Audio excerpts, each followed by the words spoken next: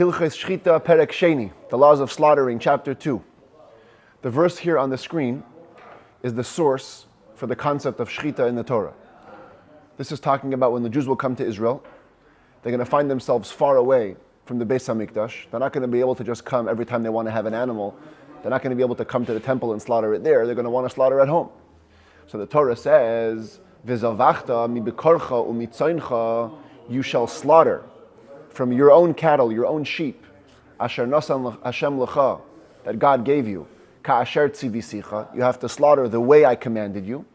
Ve'achalta bisharecha b'chol avas nafshecha, and then you can eat in your gates at will, whenever you desire. So here the Torah clearly implies that there's a place where Hashem commanded how to slaughter. The thing is, when you look in the Torah, you don't see a commandment on how to slaughter. You see a commandment to slaughter, but not how. So the Rambam told us yesterday, this is how we know that there is Torah Sheba'al Peh, there's an oral tradition.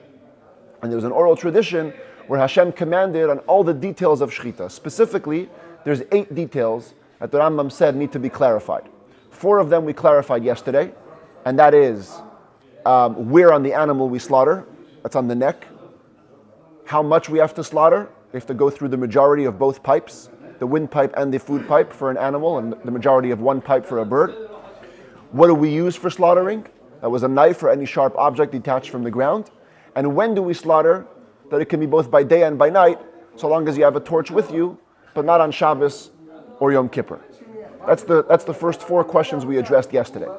Today we're going to address questions 5 and 6. And that is, where may we do Shechitah? Where do we slaughter? And also, how do we go about the act of a proper Shechitah? Both in actuality, the practical steps to the slaughtering, and also the thought that a person needs to have when he slaughters. And then tomorrow we're going to answer the 7th question, and the next day we'll answer the 8th. So, let's begin with the location of Shechitah. Says the Rambam Halacha Aleph, B'chol makom mutar lishchait. In every place, it's permitted to slaughter regular meat that you want to eat, chutz min ha'azara, except for the temple courtyard. Temple courtyard was reserved for sacrifices, for korbanot. If you're just eating regular supper or regular lunch, you cannot slaughter in the temple courtyard. This is called chulin ba'azara. Chulin ba'azara means bringing regular animals or regular food into the temple courtyard. It's not allowed. She'ein shechatin ba'azara ela kache mizbeach bilvat. The only thing we slaughter in the temple courtyard is sacrifices that are going to be brought on the mizbeach, on the altar. Aval hachulin, but regular mundane meat, regular animals, asr l'shachatan ba'azara, it's forbidden to slaughter them in the temple courtyard, bein behema, bein chaya, bein oif, whether it's a domesticated animal, a beast, or a bird. The chein hu eimer b'fsar taiva. This is indicated by the verse that talks about what's called b'sar taiva. B'sar taiva means bread, a meat that you want to eat out of desire, just to have. It says, Ki yirchak mimcha hamakom asher yivchar Hashem v'gomer. When the place that Hashem chooses will be far from you, v'zavachta mi bekorcha umitzaincha, then you'll slaughter from your cattle or from your sheep, v'achalta bisharecha. That's all the words in red here, and you'll eat it in your gates. Halamadata, which means to say, from here we learn, she'ein shechatin b'sar taiva ela chutz lamakom asher bachar Hashem. The only place we slaughter regular meat that we want to eat has to be outside the place that Hashem chose. Otherwise, the Torah wouldn't have described it as you're going to slaughter at home because the temple is far from you. Who cares? Maybe the temple is close to you. The point is that when you slaughter regular meat, you have to be far from the temple. You have to not be slaughtering in the Beis HaMikdash courtyard.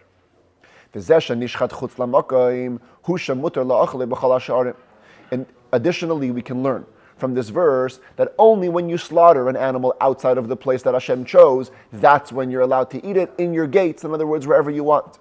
But if somebody were to transgress this prohibition and slaughter regular animals in the temple courtyard, while the meat remains pure and kosher, it's nevertheless forbidden to derive benefit from it, just like a mix of meat and dairy. The kayvne, we have to bury it. The efrei asur, you can't even burn the meat and then get ash. Even the ash would be forbidden. It's totally forbidden to slaughter a regular animal in the temple courtyard.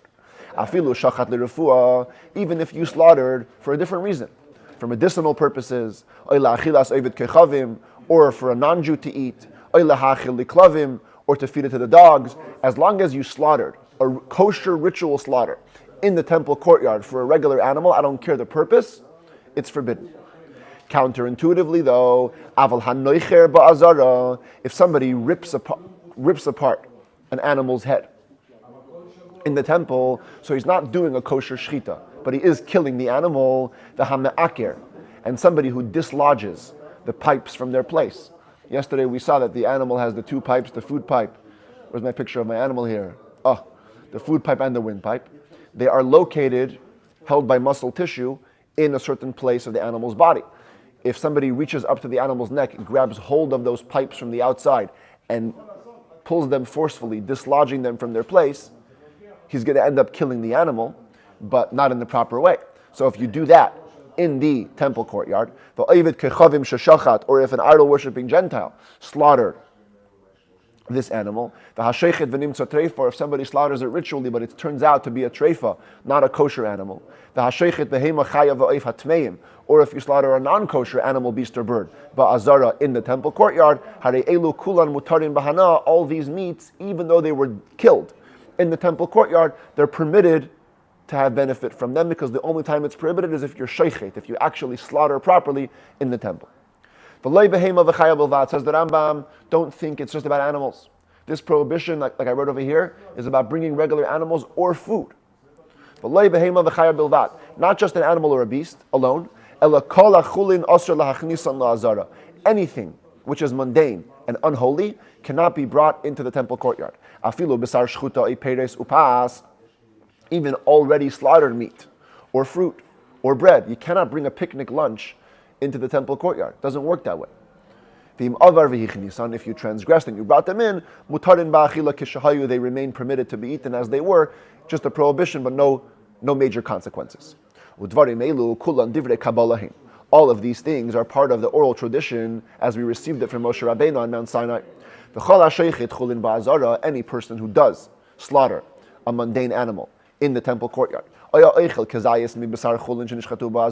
even if you didn't slaughter it, but you ate the product of meat that somebody slaughtered in the temple courtyard, the rabbis give you rabbinic lashes. In other words, you don't get lashes for the act biblically. All you get is the consequence of forbidding benefit. But the rabbis will come in and take care of you as well. Now, consider the following case. If somebody says, Behema zu shlamim uvlada chulin. This animal is going to be a peace offering, but I want its fetus to be mundane. Now we're going to learn about offerings and sacrifices at length in Book 8 and Book 9 of the Rambam. But suffice it to say that there is a category of sacrifice that's called the shlamim, a peace offering. This is a voluntary offering. A person can just bring it whenever he wants. And it wasn't fully burned on the altar. Part of it went to Hashem, to the Mizbeach, and part of it went to the Kohanim, and part of it was shared by the owner with his friends. So this would be a case where he's consecrating the animal. He's not leaving it mundane, but he is saying that I want the fetus inside it, let's say it was a pregnant cow, I want the fetus inside it to be unholy.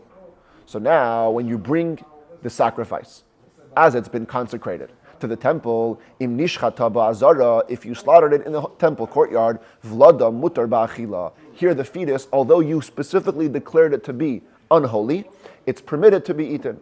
It's not considered like an animal that was slaughtered in the temple courtyard. You have no way to slaughter it far away from the place that Hashem chose. You must slaughter the mother as a sacrifice in the temple courtyard. So by default, the fetus that's inside is going to be slaughtered with it, and it's okay. Halacha hey, ein shechatin l'seich yamim unahares. You may not slaughter an animal into a river. You see today many slaughterhouses, even in the U.S., are built near rivers. It's easier for the blood to flow away and all this stuff.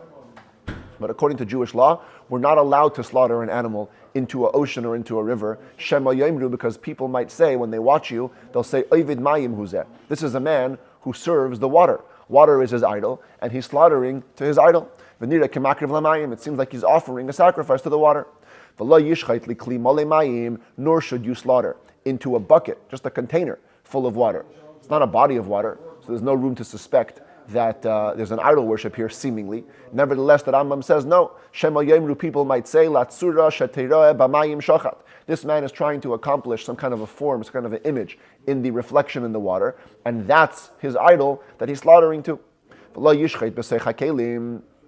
Nor should you slaughter into an empty utensil, nor into a ditch. For that was the practice of idol worshippers, but in these last few cases, if you slaughtered it in that way, Shechitah, the slaughter is kosher and acceptable. You are able to slaughter into a bucket of murky waters, where you cannot see any reflection. Because the whole worry about slaughtering into a utensil full of water is for the reflection. Here there's no reflection, it's okay. The hadam sheises v'yored laguma. You can also slaughter an animal outside of a ditch, even though you know that the blood is going to then flow into the ditch, but you didn't slaughter into the ditch, so it's okay.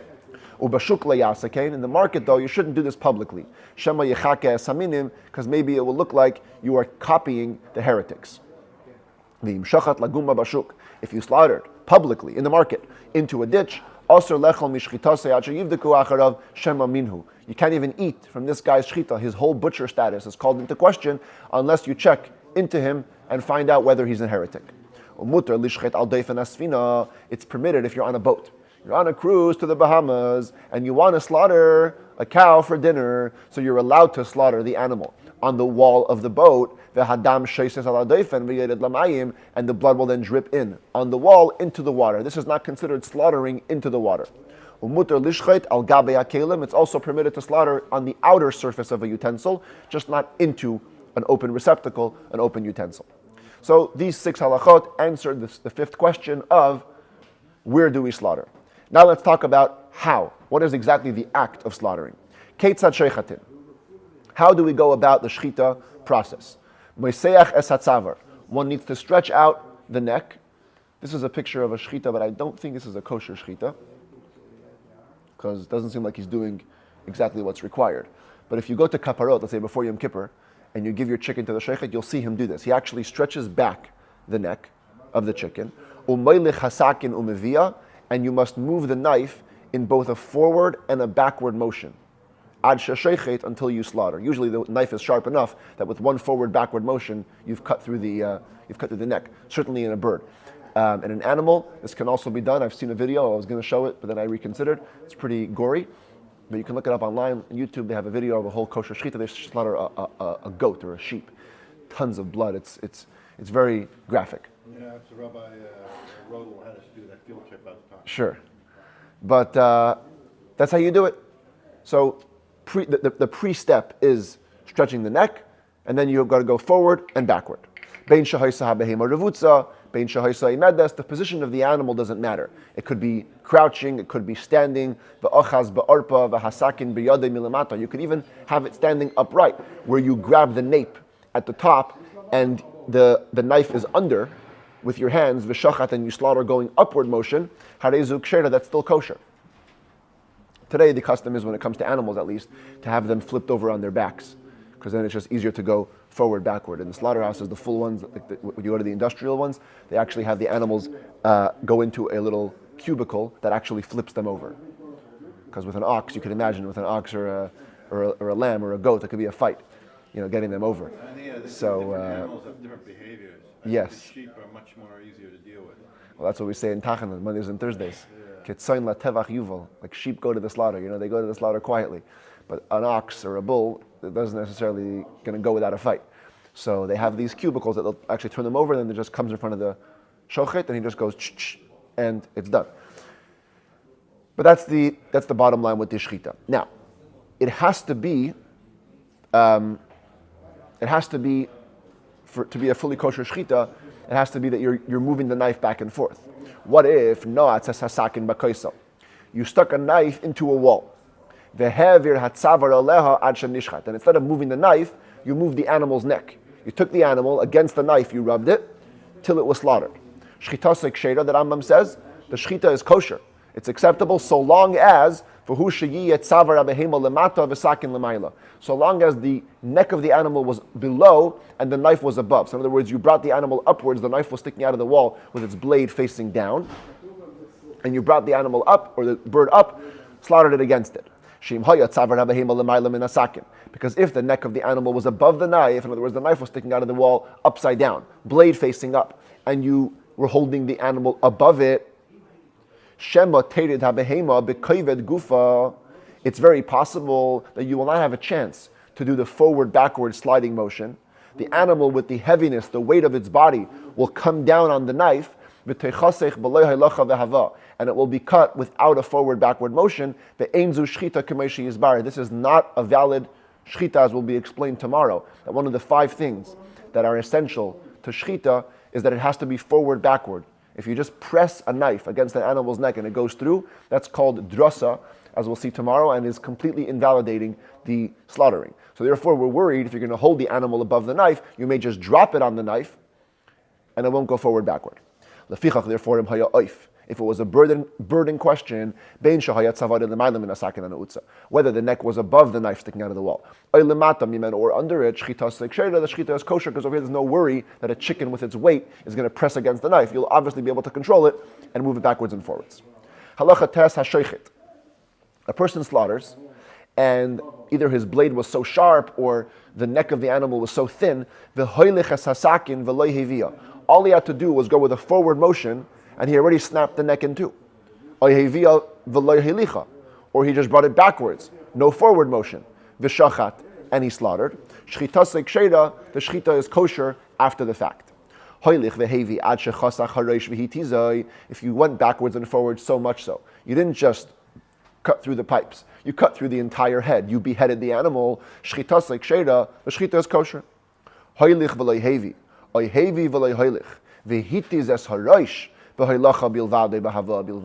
If you did one forward thrust or one backward thrust, and that was enough to behead the entire animal, not just to cut through the pipes, then it depends how big your blade was. If the knife is long enough to cover 2 necks of whatever animal you just slaughtered, then it's kosher. Because that means that you were able to behead the animal with the full thrust of the motion. There was no point where your knife was simply pressing down on the neck and going through it that way. If not, if you didn't have enough length in the blade to be twice the neck, shechitah psula, that's a disqualified shechita, because that means by default that you pressed against the animal's head. That's the only way you could have beheaded it, which, as we said before, and we're going to explain tomorrow, is an invalidated shechita.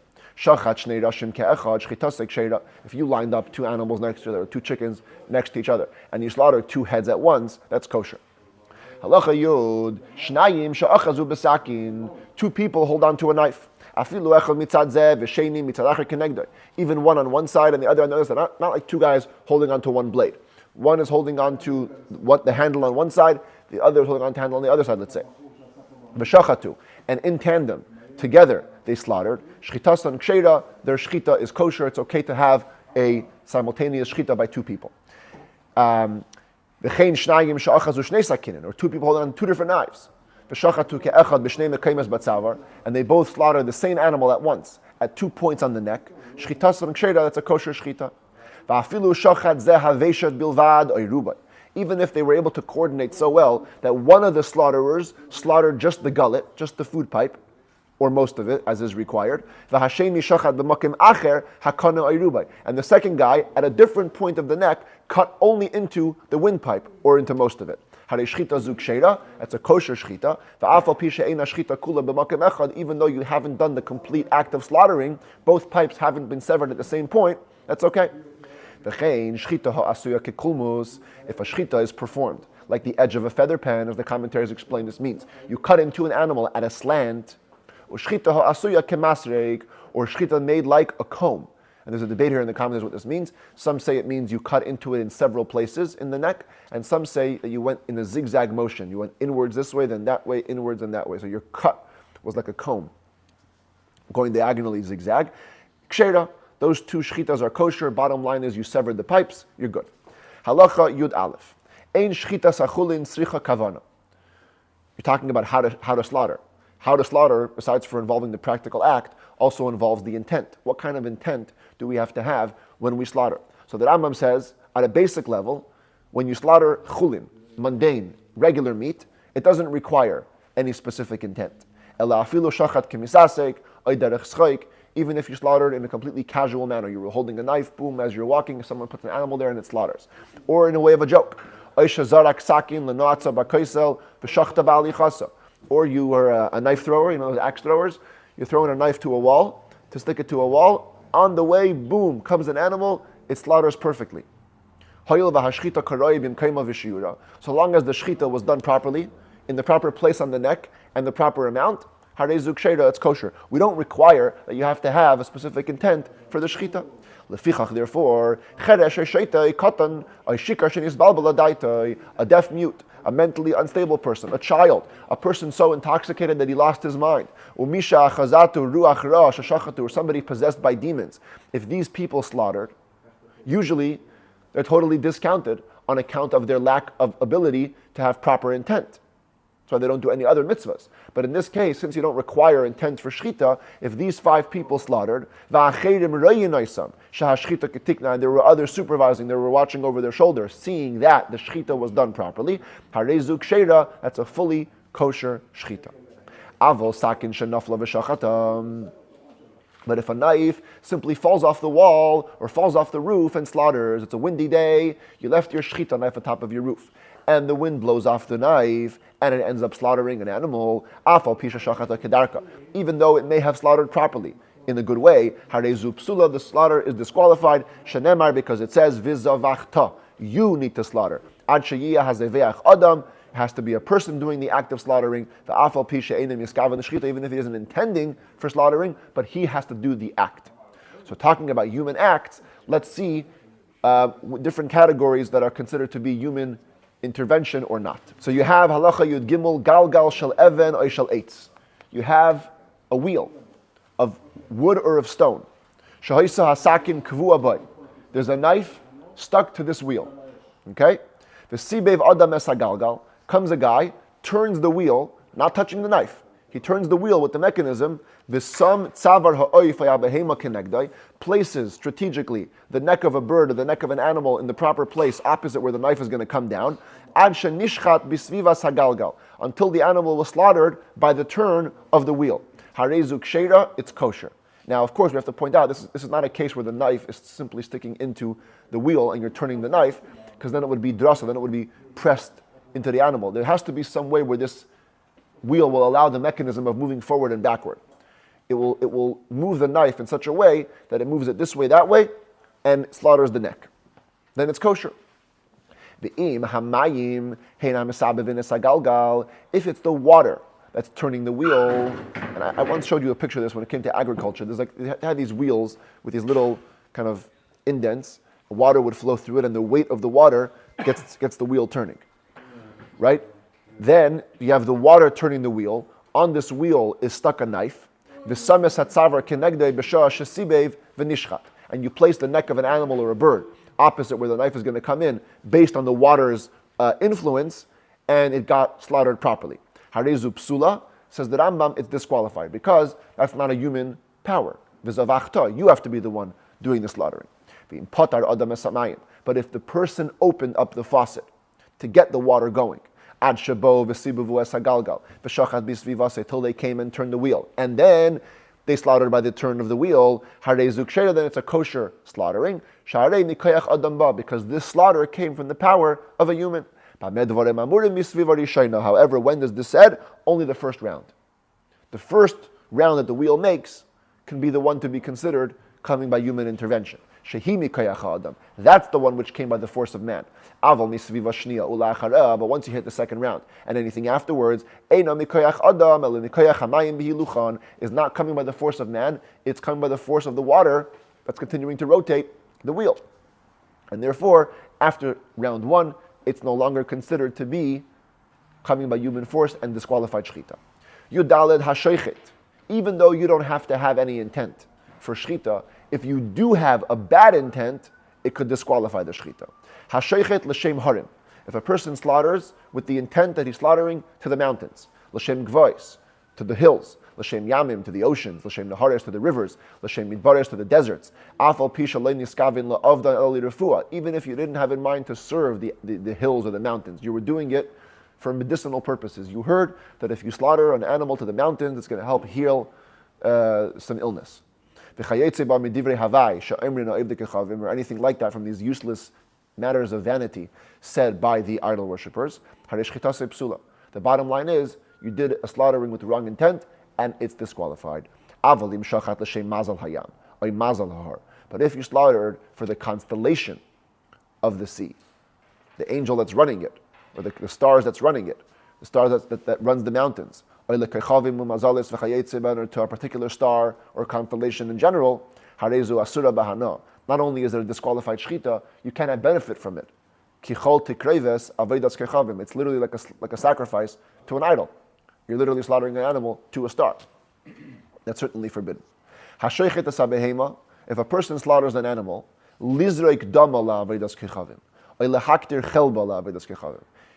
doesn't have in mind during the slaughter that the slaughter is for idol worship. He just slaughters it with the intent to sprinkle the blood to idol worship, or to offer its fats to idol worship. Harezu asura, that's forbidden. Why? We learn some of the laws of intent when it comes to slaughtering regular animals outside the temple from the laws governing the intent of sacrifices slaughtered inside the temple. In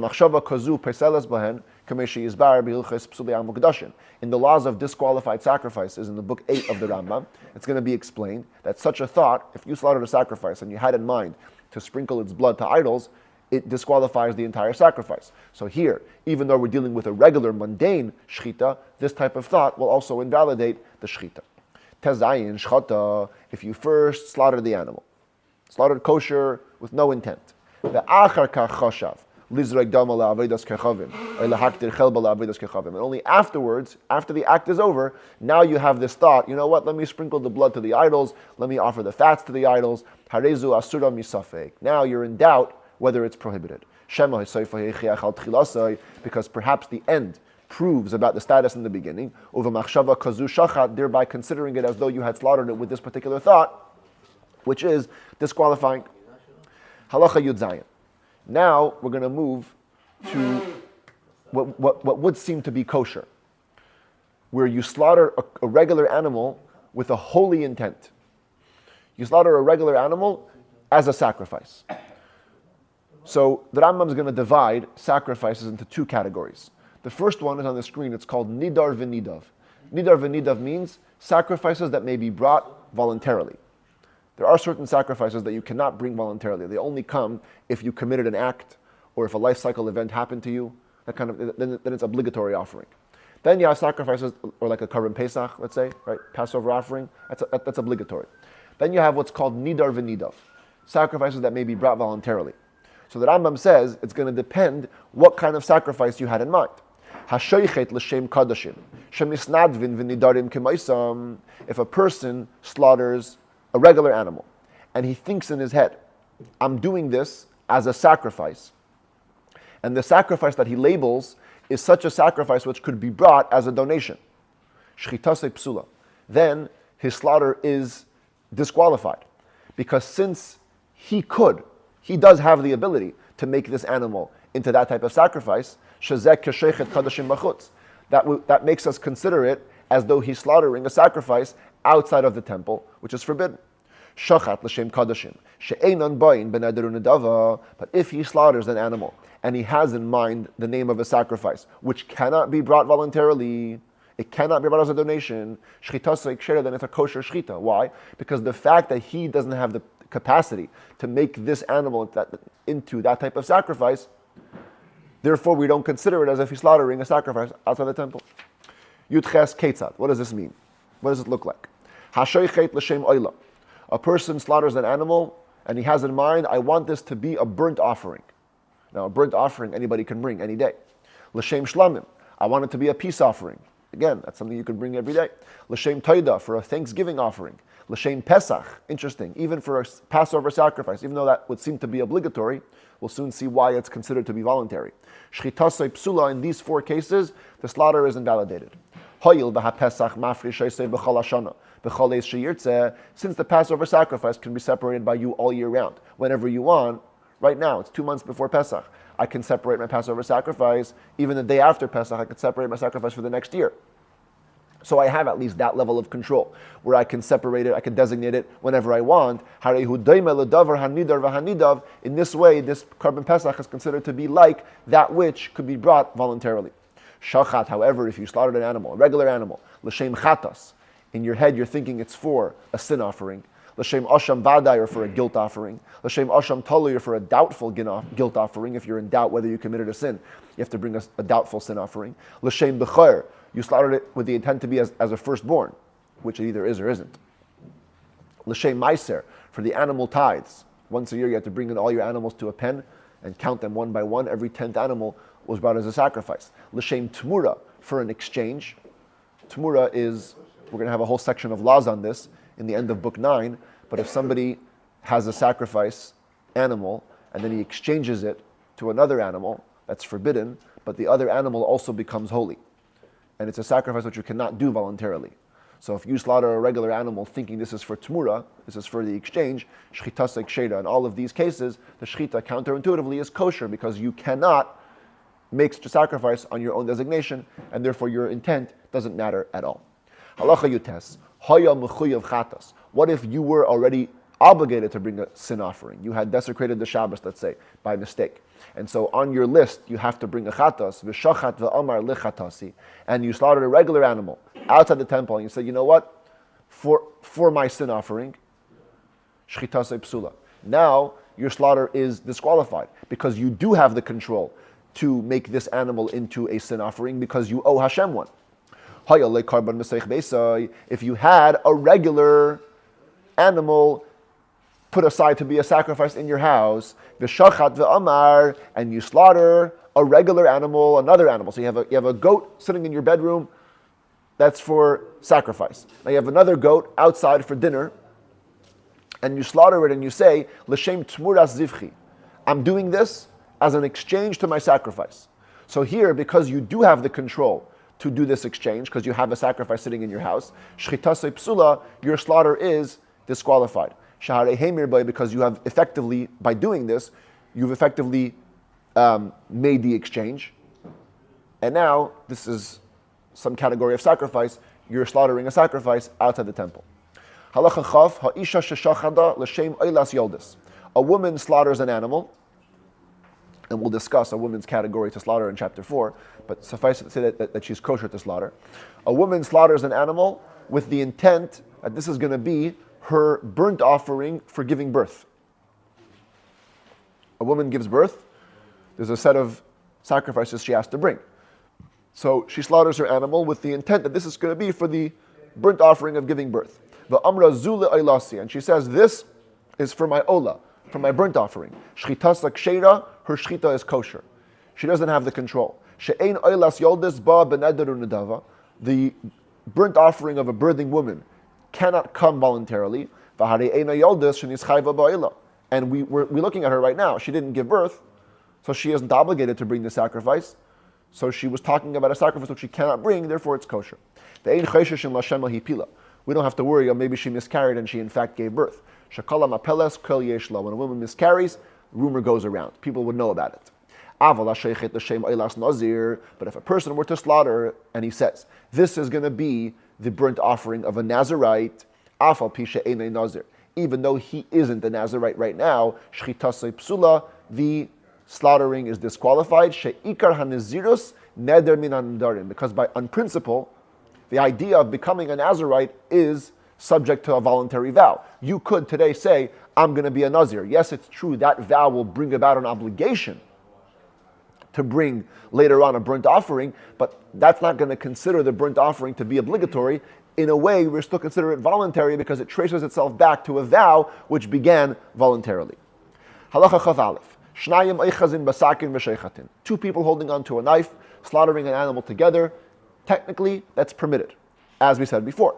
But now, what happens if you throw into the mix some wrong intent? Echad miskaven l'shem davar sha'ashechet le'shchitase asura v'hasheni le'hayes le'kavana klal. One of them is intending for something that makes the slaughter invalidated, and the second one has no intent. Or he has in mind actively something permitted. The negative intent of the first guy disqualifies the whole Shechitah. Or if you had two people slaughtering one after another, and one of them had in mind a disqualifying factor, it disqualifies the whole Shechitah. When do we say this though? When one of the two people actively had a partnership in the owning of the animal. But if the second guy doesn't actually own part of the animal, his negative intent doesn't forbid the Shechitah. Huge principle in halacha. One Jew cannot cause something which doesn't belong to him to become forbidden. In such a case, we say he simply wants to get back at his friend. Let's say he wants to pain his friend. You don't have control over your friend's possessions to make it ritually forbidden. If a Jew is slaughtering for a guy brings a chicken to a Jew. He says, look, I need some slaughtering chicken for dinner. Do it for me. Even